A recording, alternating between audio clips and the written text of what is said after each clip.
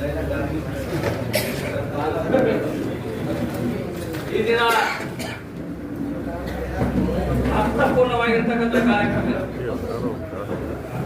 ಇದು ಅರ್ಥಪೂರ್ಣವಾಗಿರೋ ಕಾರ್ಯಕ್ರಮ ಅಂತ ಯಾಕಂತಂದ್ರೆ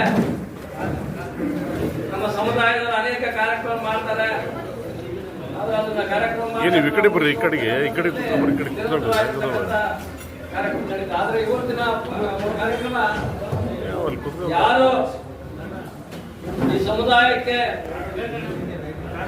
ತಮ್ಮದೇ ಆದಂತಹ ಹೋರಾಟದಲ್ಲಿ ಭಾಗಿಯಾಗಿ ಗುಡ್ಡಪ್ಪ ಹೇಳಿದಾಗೆ ನಮ್ಮ ಮನೆಯ ಮಠಗಳನ್ನೆಲ್ಲ ಬಿಟ್ಟು ಹೋರಾಟದ ಉಳಿಸಿಕೊಂಡಿರ್ತಕ್ಕಂಥ ಮಹನೀಯರಿಗೆ ಸನ್ಮಾನದ ಕಾರ್ಯಕ್ರಮವನ್ನು ಹಮ್ಮಿಕೊಡ್ಬೇಕಂತ ಹೇಳಿ ನಮ್ಮ ಮಾದಿಗ ದಂಡೋರ ಜಿಲ್ಲಾ ಕಮಿಟಿಯಿಂದ ಇವತ್ತು ಈ ಒಂದು ಕಾರ್ಯಕ್ರಮವನ್ನು ಹಮ್ಮಿಕೊಂಡಿರ್ತಕ್ಕಂಥದ್ದು ಬಹಳ ಅರ್ಥಪೂರ್ಣವಾಗಿರ್ತಕ್ಕಂಥ ಕಾರ್ಯಕ್ರಮ. ಅದರಿಂದ ನಾನು ಮೊದಲನೇದಾಗಿ ಆ ಒಂದು ಸಂಘದ ಅಧ್ಯಕ್ಷರಾಗಿರ್ತಕ್ಕಂಥ ವರದಿ ಬಂದ ನಂತರ ಏನು ದಿಟ್ಟವಾದ ನಿರ್ಣಯ ತಗೊಂಡ್ರು ಮಾನ್ಯ ಸನ್ಮಾನ್ಯ ಮುಖ್ಯಮಂತ್ರಿಗಳು, ನಮ್ಮ ಹೋರಾಟ 30-35 ವರ್ಷದ ಹೋರಾಟ, ನಮ್ಮ ನರಸಪ್ಪನವರಿಗೆ ಹೋರಾಟದ ಎಲ್ಲ ಇಂಚಿಂಚು ಗೊತ್ತಿದೆ. ಅನೇಕ ಸರ್ಕಾರಗಳು ಬಂದವು ಹೋದವು, ಆದ್ರೆ ಯಾವುದೋ ಸರ್ಕಾರದಲ್ಲಿ ಕಾರ್ಯಗತ ಆಗಲಿಲ್ಲ.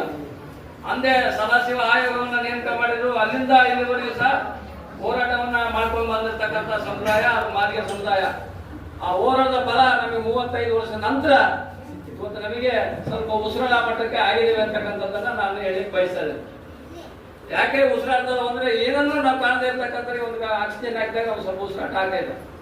ಅಂತವನ್ನ ಹೋರಾಟ ಮಾಡಿ ಈ ಸಮುದಾಯದ ನಾಯಕರುಗಳು ಜೈಎಸ್ ಅಂತ ಇರ್ಬೋದು, ಮಾದಿಗ ದಂಡೋರ ಸಮುದಾಯ ಇರ್ಬೋದು, ಬೇರೆ ಬೇರೆ ಸಂಘಟನೆ ಇರ್ಬೋದು, ಎಲ್ಲ ನಮ್ಮ ಈ ಹೋರಾಟಕ್ಕೆ ಭಾಗವಹಿಸಿ 35 ವರ್ಷ ಹೋರಾಟ ಶ್ರಮ ಆಗಿರ್ತಕ್ಕಂಥ ನಾನು ಎಲ್ಲ ರಾಜ್ಯದಲ್ಲಿರ್ತಕ್ಕಂಥ ಎಲ್ಲ ಮುಖಂಡರಿಗೆ ನಾನು ಮತ್ತೆ ನಮ್ಮ ರಾಜಕೀಯ ಮುಖಂಡರುಗಳಿಗೆ ಎಲ್ಲರಿಗೂ ನಾನು ಅವರಿಗೆ ಅಭಿನಂದನೆಯನ್ನು ಸಲ್ಲಿಸಲಿಕ್ಕೆ ಬಯಸ್ತಾ ಇದ್ದೇನೆ. ಯಾಕಂದ್ರೆ ಅವರು ಹೋರಾಟದ ಆಗದೆ ಆಗ್ತದೆ. ಅವತ್ತು ಎಷ್ಟು 10 ಜನ ಇದ್ರು, 20 ಜನ ಇದ್ರು, 30 ಜನ ಇದ್ರು, 1000 ಜನ ಲಕ್ಷ ಅದ ಲೆಕ್ಕಲ್ಲ. ಆ ಹೋರಾಟ ಅಕ್ಕಡಲ್ಲ ಅಲ್ಲಿಂದ ಪ್ರಾರಂಭ ಆಯ್ತು. ಇವತ್ತು ಮಾದಿಗರಿಗೆ ಒಂದು ಮೀಸಲಾತಿ ಅನ್ನೋದು ಏನಾದ್ರೂ ಹೋರಾಟ ಪ್ರಾರಂಭ ಆಗಿದೆ ಅಂದ್ರೆ ಅದಕ್ಕೆ ಮೂಲ ಕಾರಣ ಮಂದಕೃಷ್ಣ ಮಾದಿಗ. ಏನಾದ್ರೂ ಒಳ ಮೀಸಲಾತಿ ಅನ್ನೋ ಪದ ಏನಾದ್ರೂ ಇವತ್ತು ಹೊರಗೆ ಹೊಮ್ಮಿದೆ ಅಂದ್ರೆ ಅದಕ್ಕೆ ಮೂಲ ಪುರುಷ. ನಾವು ಯಾವ ರೀತಿ ಅಂಬೇಡ್ಕರ್ ಸಂವಿಧಾನ ಬರಲು ಸಂವಿಧಾನದ ಪಿತಾಮಹ ಅಂತವು ಹಂಗ ಒಳ ಮೀಸಲಾತಿಯ ಪಿತಾಮಹ ಯಾರಿದ್ರೆ ಅದು ಮಂದಕೃಷ್ಣ ಮಾದಿಗ ಅಂತಕ್ಕಂಥ ಆತ ಅಂದು ಆಂಧ್ರದಲ್ಲಿ ಏನಾದ್ರು ಅದನ್ನ ಹುಟ್ಟಿ ಹಾಕಲಿದ್ರೆ ಇವತ್ತು ನಾವು ಕರ್ನಾಟಕದಲ್ಲಿ ಹುಟ್ಲಿಕ್ಕೆ ಸಾಧ್ಯ ಆಗ್ತಿರಲಿಲ್ಲ, ಇಡೀ ದೇಶದಲ್ಲಿ ಹುಟ್ಲಿಕ್ಕೆ ಸಾಧ್ಯ ಆಗ್ತಿರಲಿಲ್ಲ. ಅಂತ ಒಂದು ಕಾರ್ಯವನ್ನು ಮಾಡಿರ್ತಕ್ಕಂಥ ಮಂದಕೃಷ್ಣ ಮಾದಿಗ. ಇವತ್ತು ನಾವು ಯಾರನ್ನ ಪೂಜೆ ಮಾಡ್ತೀವಿ, ಇಂಥ ಮಹನೀಯರನ್ನು ಪೂಜೆ ಮಾಡ್ತಕ್ಕಂಥದ್ರ ಕಡೆ ಗಮನ ಹರಿಸಿ ನಿಮ್ಮಲ್ಲಿ ವಿನಂತಿ ಮಾಡ್ಕೊಳ್ತಾರೆ. ಕುಂತಿರ್ತ ಮಾತು ಬರ್ತಾರೆ.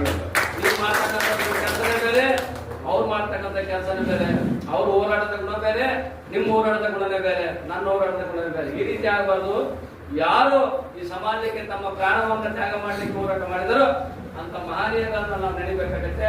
ಅದರಲ್ಲಿ ಮೊದಲನೇ ಸ್ಥಾನ ಪಡಿತಕ್ಕಂಥದ್ದು ಇಡೀ ದಕ್ಷಿಣ ಭಾರತದ ಇಡೀ ದೇಶದಲ್ಲಿ ಅಂದ್ರೆ ಮಂದಕೃಷ್ಣ ಮಾದಿಗ ಅಂತಕ್ಕಂಥದ್ದು ಅಂತ ಒಬ್ಬ ಮಹಾನ್ ನಾಯಕ ಒಳ ಮೀಸಲಾತಿ ಹುಟ್ಟಿಯಾಗಿಲ್ಲ. ಅಲ್ಲಿಂದ ಇಲ್ಲಿವರೆಗೆ ನಿರಂತರವಾಗಿ ಹೋರಾಟವನ್ನು ನಾವು ಹೊಂದ್ಕೊಂಡ್ಬಂದ್ವಿ. ಇದು ಏನಾದ್ರೂ ಹೋರಾಟದ ಪ್ರಶಸ್ತಿ ಯಾವ್ದಾದ್ರು ಸಮುದಾಯ ಕೊಡ್ತಂದ್ರೆ ಇಡೀ ಮಾನವ ಕುಲದಲ್ಲಿ ಹೋರಾಟ ಸಮಿತಿ ಪ್ರಶಸ್ತಿ ಅಂದ್ರೆ ಮಾದಿಗರಿಗೆ ಅನ್ಬೋದು.